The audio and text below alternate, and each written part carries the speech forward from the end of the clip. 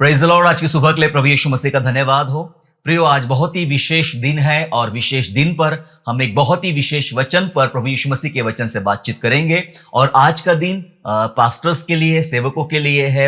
आज pastor appreciation day के रूप में मनाया जाता है हमारे देश में और विदेशों में भी। और ये पास्टर प्रशंसा दिन है। हम प्रभु का धन्यवाद करते इस समय के लिए, इस दिन के लिए। और सभी सेवक गणों को, सभी पास्टर्स को हमारी तरफ से बहुत बहुत आप सभी को शुभकामनाएं। जी हाँ, ये बहुत महत्वपूर्ण विषय है। पास्टर एप्रिसिएशन डे क्या है और इसके पीछे पास्टर को लेकर, सेवक को लेकर, सेवकाई को लेकर बाइबल क्या बात करती है, हमारी भूमिका क्या होती है, इन सारे विषयों पर परमेश्वर के वचन से हम बात करेंगे और परमेश्वर की महिमा करेंगे।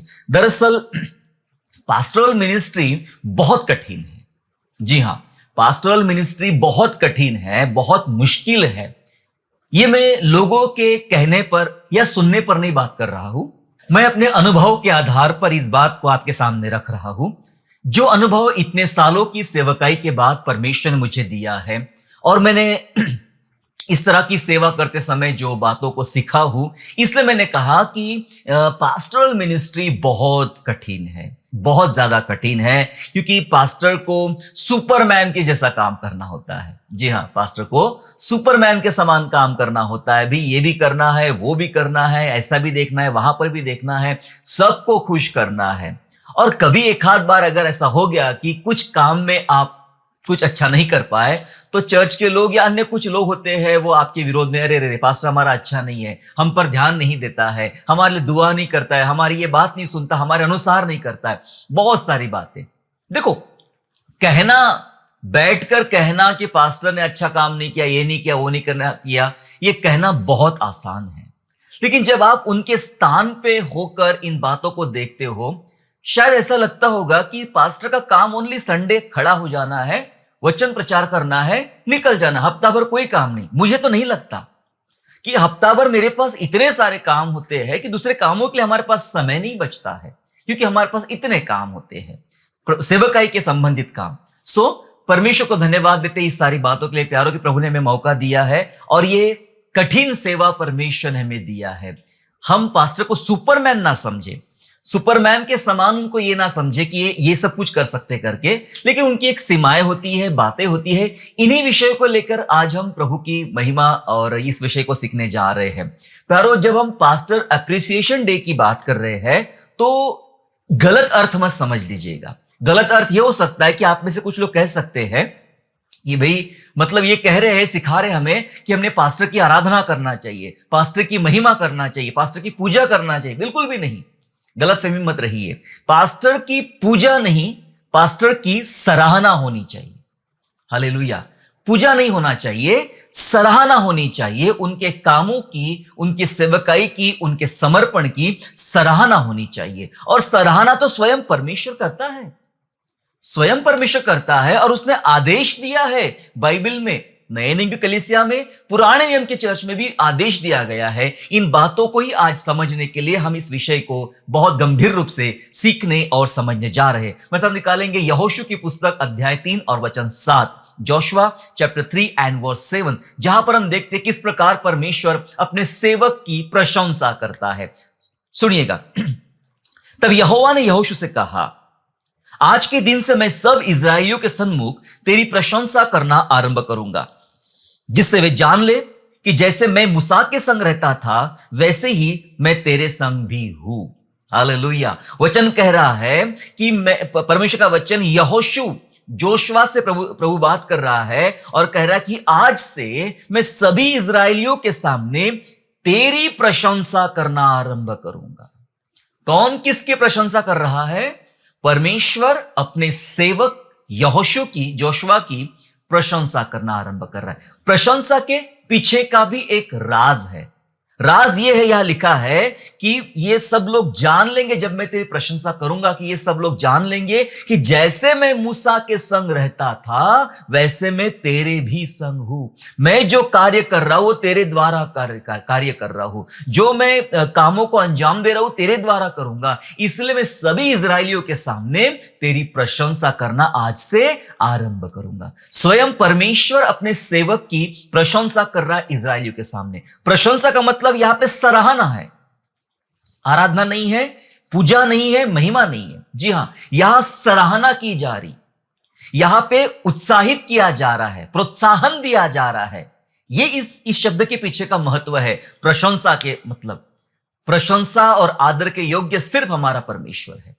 लेकिन आज बात पास्टर की हो रही है, आज बात सेवकों की हो रही है, और हम उनके सराहना की बात कर रहे हैं, और जिस विषय को आज हम समझने जा रहे हैं। प्यारो, हमें आज बहुत जरूरत है कि इस विषय को समझने की। जब परमेश्वर अपने सेवक की सराहना करता है, प्रशंसा करता है, तो आज हमारी जिम्मेदारियां क्या है, हमारे लिए परमेश्वर ने क्या रखा है, इन्हीं बातों के विषय में प्रभु के वचन से हम बात करेंगे। हम बात करेंगे कि पास्टर या सेवक की प्रशंसा के बारे में बाइबल क्या कहती है, इस विषय पर बात करेंगे। हम बात करेंगे कि पास्टर के लिए बाइबल क्या कहती है, इस पर बात करेंगे। और हम बात करेंगे पास्टर को अप्रिशिएट फिर कैसे करें। ये 3 विषयों पर आज के वचन के द्वारा हम लोग बातचीत करेंगे, समझेंगे। सबसे पहले जानेंगे कि पास्टर या सेवक की प्रशंसा के बारे में बाइबल क्या बोलती है, क्या कहती है। आइए पढ़े मेरे साथ निकाल लेंगे पहला तीमुथियुस। आप निकाल लेंगे मेरे साथ में पहला तीमुथियुस 5वां अध्याय और वचन 17 और वचन 18। First Timothy chapter 5 and verse 17 and 18 जहां लिखा है, जो प्राचीन अच्छा प्रबंध करते हैं, विशेष करके जो वचन सुनाने और सिखाने में परिश्रम करते हैं, 2 गुने आदर के योग्य समझे जाए। क्योंकि पवित्र शास्त्र कहता है कि दावने वाले बैल का मुंह न बांधना, क्योंकि मजदूर अपनी मजदूरी का हकदार है। लिखा है वचन में, जो प्राचीन अर्थात वे पास्टर, वे सेवक, वे पिताए, जो अच्छा प्रबंध करते हैं और विशेष करके वचन सुनाने और सिखाने में परिश्रम करते हैं। पास्टर का काम क्या होता है? वचन सिखाना और सुनाने के पीछे बहुत मेहनत करना, परिश्रम करते हैं। लिखा है वे 2 गुने आदर के योग्य समझे जाए।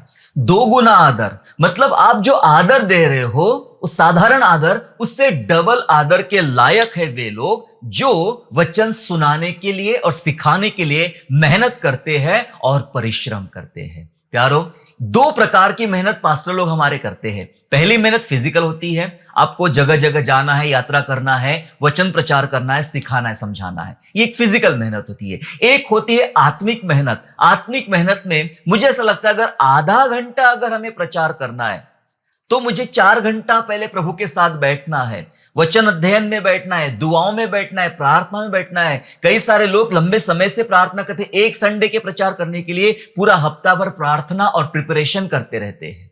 ये मेहनत है। ऐसा नहीं कि आप कुछ भी खड़े हो जाते हो और कुछ भी बोलते हैं, ऐसा नहीं होता है। वे सिखाने में और बाइबल का वचन, प्रभु का वचन सिखाने में, समझाने में परिश्रम कर रहे हैं। उनके विषय में प्रभु कीमत जानता है और इसलिए लिखा है वे 2 गुने आदर के योग्य समझे जाए। और फिर लिखा है कि वे मजदूर है, अपनी मजदूरी का हकदार बनते हैं वे लोग। जैसे दावने वाले बैल का मुंह नहीं बांधना वचन में लिखा है, वैसे ही मजदूर को उसकी मजदूरी देना ये उसका हक है, ये उसका अधिकार है। इसी विषय पर प्रभु के वचन से हम लोग बात करेंगे। जब हम बात कर रहे हैं 2 गुना आदर की, तो हो सकता है आपके सामने कुछ अपवाद पास्टर हो, कुछ अपवाद हो। अपवाद ये होता है, अक्सर मैंने देखा क्यों लोग पास्टर का या सेवक का आदर सम्मान करने में इतने उत्सुक नहीं होते हैं या उनकी प्रशंसा के लिए इतने उत्सुक नहीं होते हैं। उसके पीछे कुछ रीजन है। चंद गिने चुने पास्टर्स होते हैं जो एक अपवाद बने हुए हैं।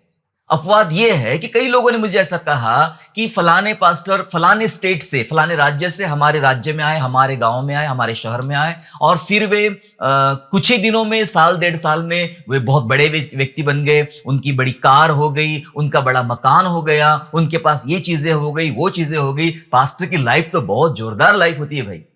कुछ लोग ऐसे कहते, पहले उनको क्या जरूरत है आदर सम्मान और प्रशंसा की। कुछ लोगों का कहना यह है कि पास्टर बोलने से विमान में, हवाई जहाज में घूमने वाले लोग, 5 स्टार होटल में खाना खाने वाले लोग, बड़े बड़े महासभाओं में, बड़े बड़े स्टेज पर जाते हैं और उनके इर्द गिर्द बॉडीगार्ड, वो काले कपड़े, आजकल नया ट्रेंड चला है, बॉडीगार्ड घूमते हैं।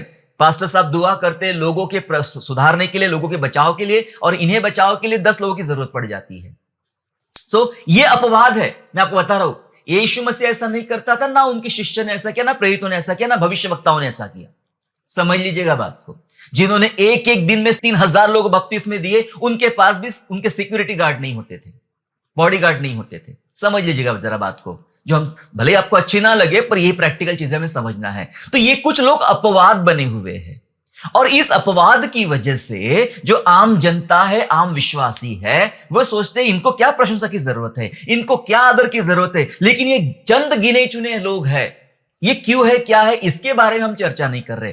हम उन तमाम सेवक और पास्टर्स के बारे में चर्चा कर रहे हैं जो सच में बहुत ईमानदारी से प्रभु की सेवा कर रहे हैं, मेहनत कर रहे हैं, कलीसिया को बढ़ा रहे हैं, गांव गांव में, शहर शहर जा रहे, कई पहाड़ों में जा रहे, गलियों में जा रहे हैं, यीशु की कथा सुना रहे हैं, यीशु का वचन सुना रहे हैं। और वचन सुनाने के लिए, लोगों को ट्रेन करने के लिए, लोगों को तैयार करने के लिए दुख उठा रहे। स्वयं पौलुस कहता है कि जब तक तुम मसीह का स्वरूप ना बन जाओ, मैं तुम्हारे लिए जच्चा की सी पीड़ा महसूस करता हूं। जी हां, वो इतनी पीड़ाएं उठा रहे। ऐसे लोग सच में 2 गुने आदर के योग्य है। इसलिए वचन झूठ नहीं है। वचन कहता है वे 2 गुने आदर के हकदार हो जाते हैं।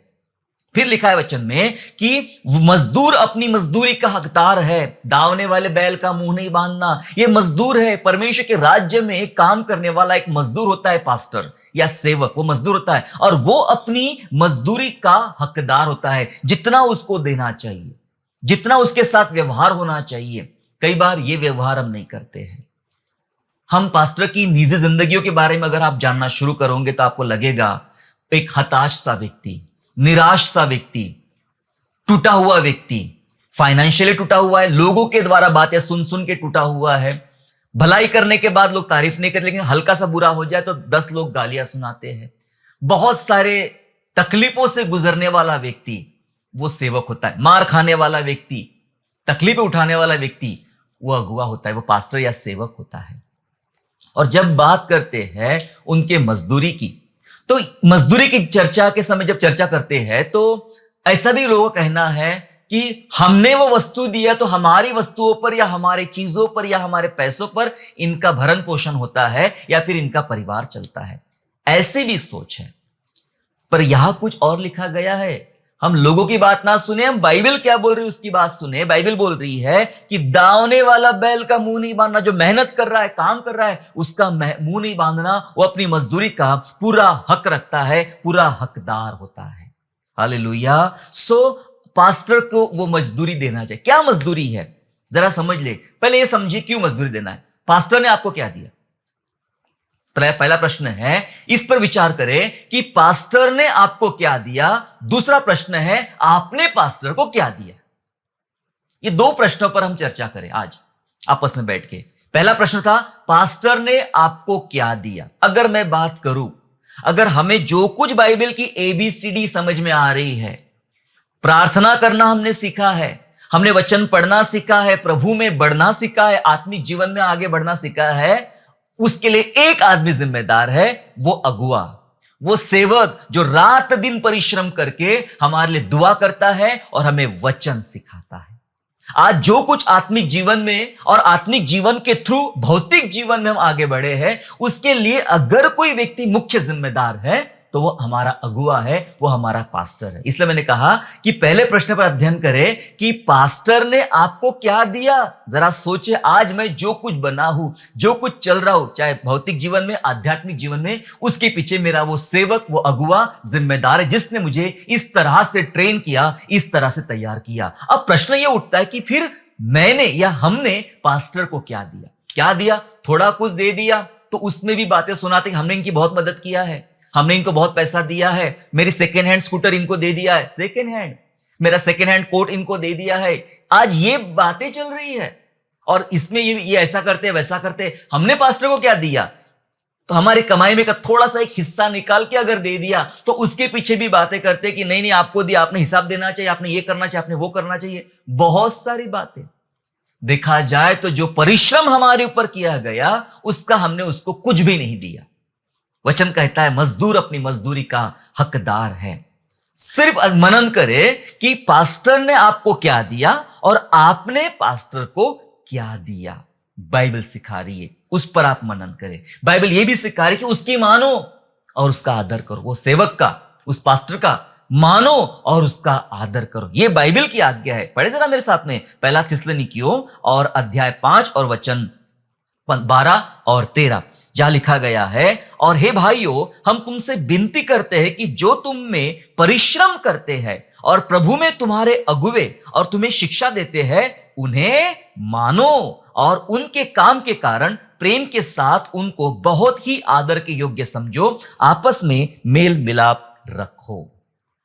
वचन कह रहा है, जो तुम्हारे अगुवे हैं, जो तुम्हारे बीच में परिश्रम करते हैं, जो तुम्हें शिक्षा देते हैं, उन्हें मानो। लिखा है वचन में, उन्हें मानो। मानो का मतलब होता है उनकी मानो, क्योंकि वे नियुक्त किए गए इसी बात के लिए कि वे आपको शिक्षा दे, आपको ट्रेन करे, आपको संभाले। इसलिए लिखा है वचन में कि जो तुम्हारे भीतर परिश्रम करते उनकी मानो। वो जो सिखा रहे, कई बार लोग इग्नोर करते। नहीं, आपका काम है बोलना, हमारा काम है इग्नोर करना, अनदेखा करना।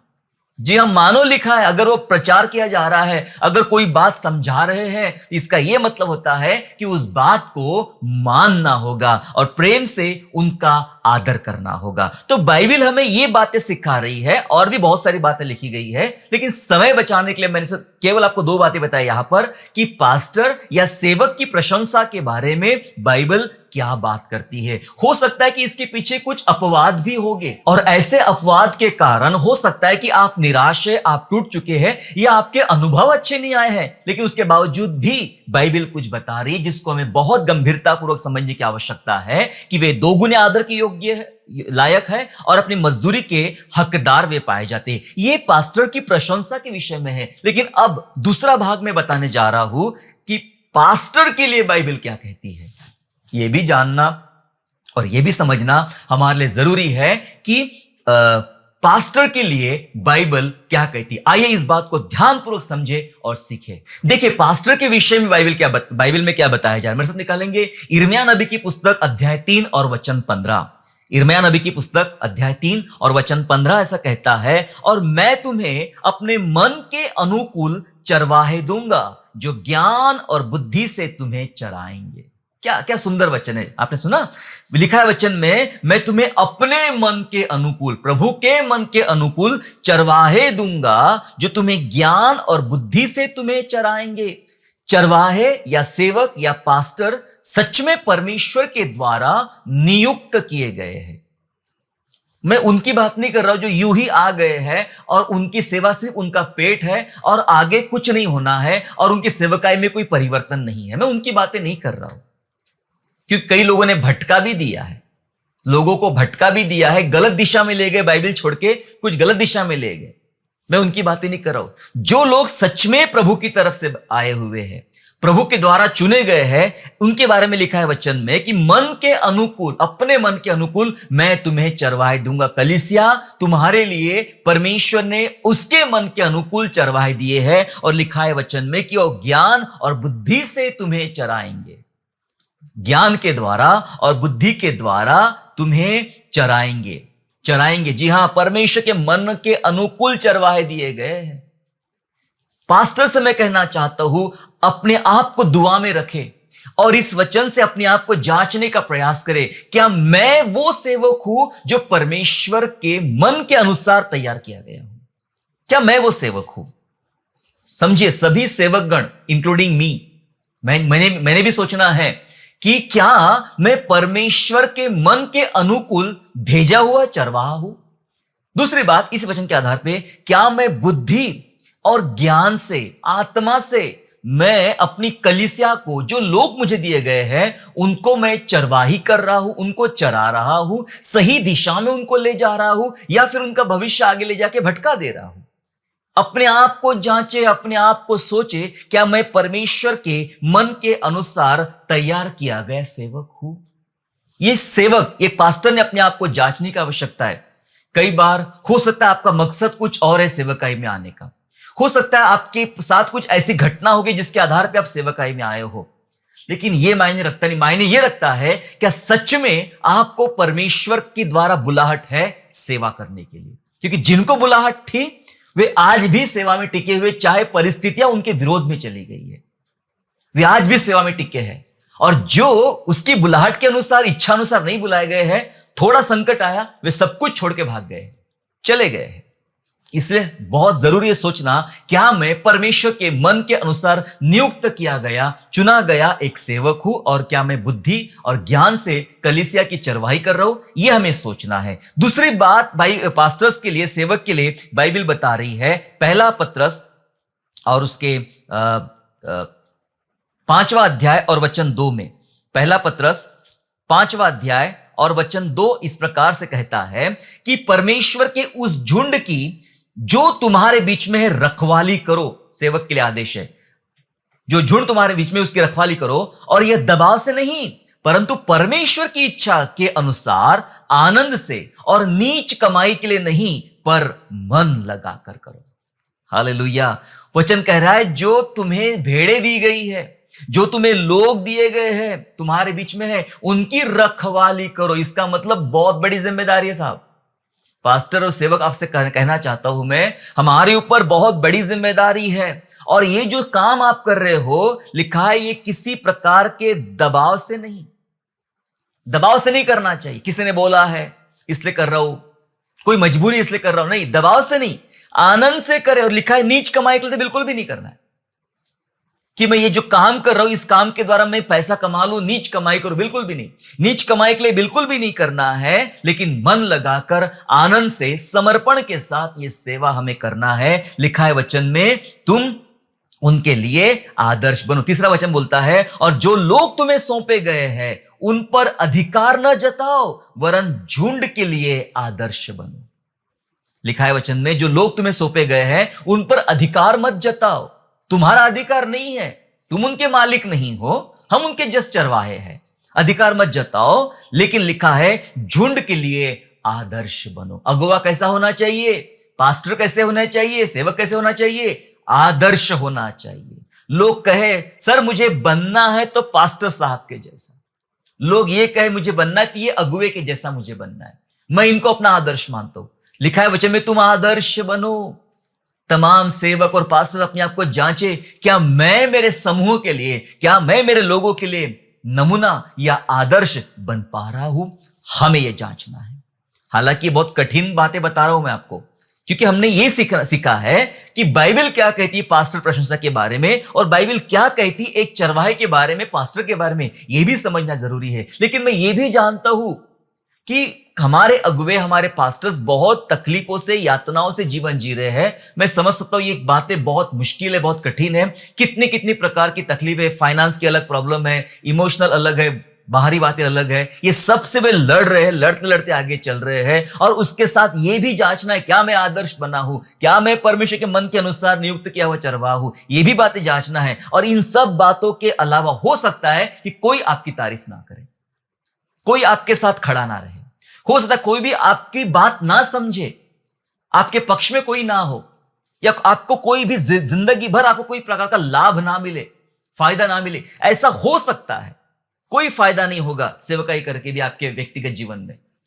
सब स्वर्ग में मिलने वाला है, शायद कुछ ना मिले। लेकिन एक बात बताना चाहता हूं मैं, और अगले संदेश, मतलब अगली बात पर करके मैं खत्म करूंगा। एक बात हमारे पास्टर्स के लिए, हमारे सेवकों के लिए, ये बात आपको बहुत उत्साहित करेगी, आपके थकावट को दूर करेगी, आपके हतोत्साह को दूर करेगी। मेरे साथ निकालेंगे व्यवस्था विवरण उसका 18 अध्याय और वचन 1 और वचन 2, ड्यूटरोनॉमी चैप्टर 18 एंड वर्स 1 एंड 2। जहां लिखा है, लेवीय याजकों का वरन सारे लेवीय गोत्रों का इजरायलियों के संग कोई भाग व वंश अंश ना हो, उनका भोजन हव्य और यहोवा का दिया हुआ भाग हो, उनका अपने भाइयों के बीच कोई भाग ना हो, क्योंकि अपने वचन के अनुसार यहोवा उनका नीज भाग ठहरा है।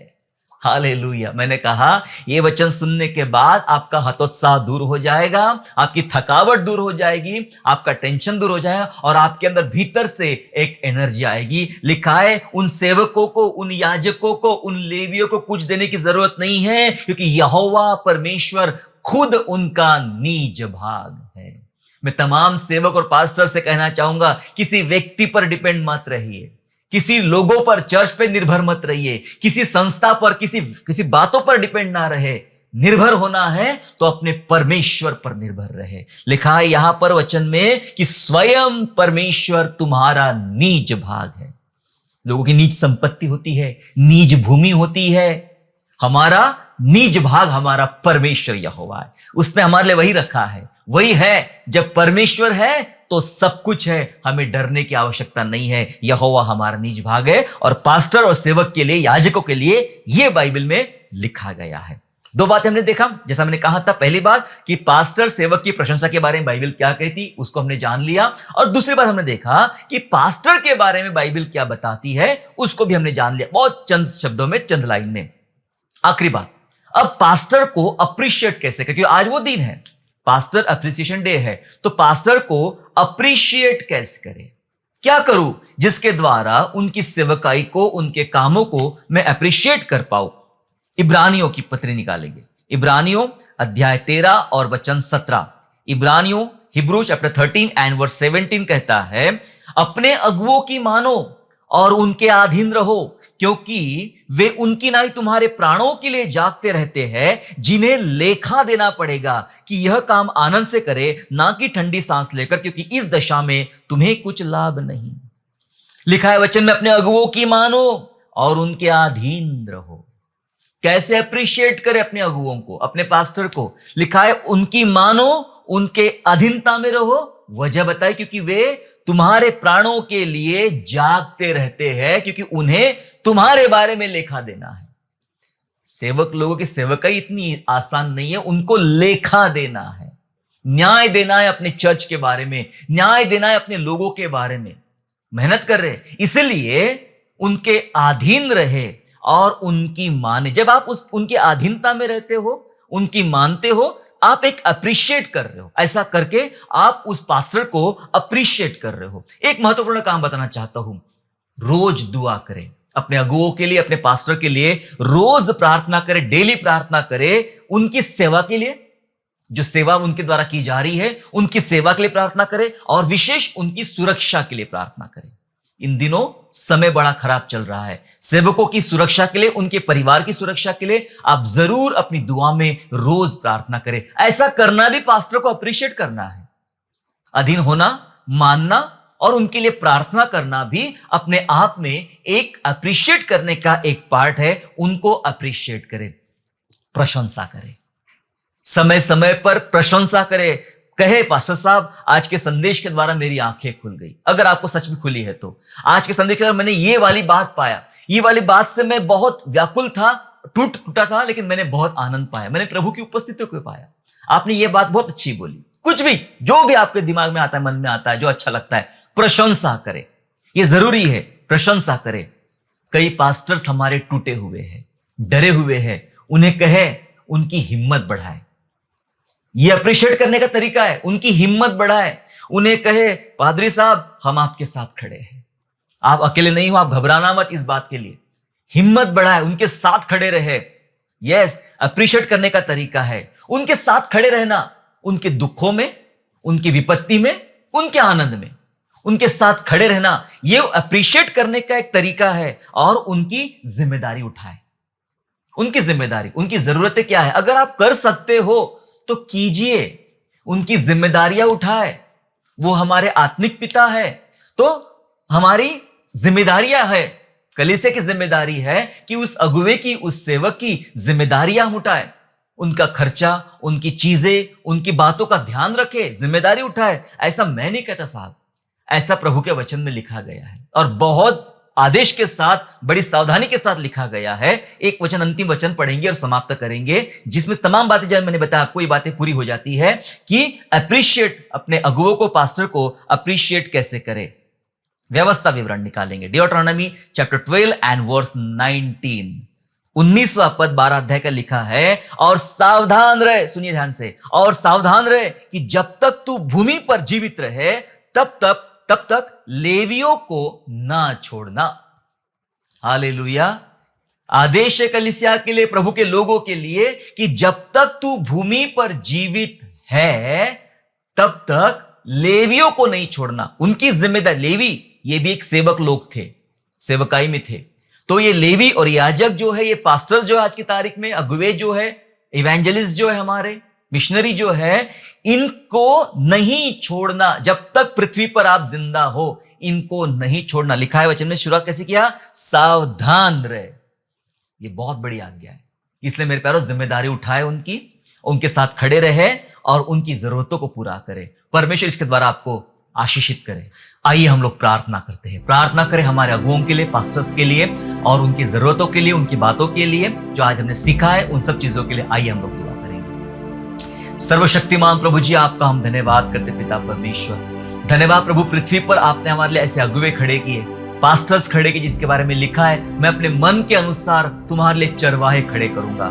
धन्यवाद करते पिता, आपने हमारे लिए ऐसे चरवाहे, ऐसे पास्टर्स, ऐसे सेवक, इवेंजलिस्ट, मिशनरी आपने खड़े किए प्रभु, और जिनके द्वारा हमने प्रभु का वचन सीखा है, प्रभु में बड़े हैं, हमारा आत्मिक जीवन और मजबूत हुआ पिता परमेश्वर। इन सारी बातों के लिए प्रभु जी आपका हम धन्यवाद करते हैं। हमने देखा है पिता परमेश्वर उनके परिश्रम को, उनके कामों को, और उन्हीं के द्वारा प्रभु जी आज हमारा जीवन आत्मिक रूप से या भौतिक रूप से जो बढ़ा है, वो उनकी ट्रेनिंग के द्वारा, सेवकाई के द्वारा, उनके कामों के द्वारा बढ़ा है। पिताजी आपका हम धन्यवाद करते हैं। पिताजी आज हमने सीखा है कि अप्रिशिएट करना है पास्टर को पिता परमेश्वर, और प्रभु बहुत सारी बातें पिता अप्रिशिएट करने की, जितना हमने सीखा उससे भी अधिक और भी बातें हैं पिता परमेश्वर। आज हमें से प्रत्येक को बुद्धि दीजिए, हमें प्रत्येक को ज्ञान दीजिए, समझ दीजिए ईश्वर, किस प्रकार प्रभु हम पासवानों के लिए दुआ कर सके, उनकी सेवकाई के लिए, उनके परिवारों के लिए और उनको उनके कामों के लिए अप्रिशिएट कर सके। पवित्र आत्मा हमारी अगुवाई कीजिए, मदद कीजिए पिता परमेश्वर, ऐसा अनुग्रह मान। धन्यवाद पिता हमारे तमाम उन अगुओं के लिए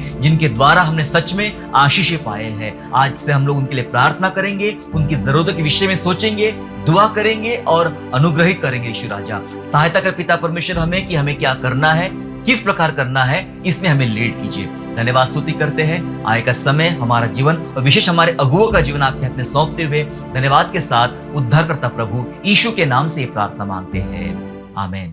आशा करता हूँ आज के संदेश के द्वारा आपने आशीष प्राप्त किया है। यदि सचमुच आपने आशीष प्राप्त किया है तो इस संदेश को दूसरों के साथ शेयर कीजिए, और हमारे दूसरे भी संदेशों को सुनने के लिए हमारे चैनल को सब्सक्राइब करें और नोटिफिकेशन के लिए बेल आइकन को दबाइए। और हाँ, यीशु पर विश्वास करना ना छोड़े, वो आपको आशीषमय स्थानों की ओर आगे ले जाएगा। God bless you all.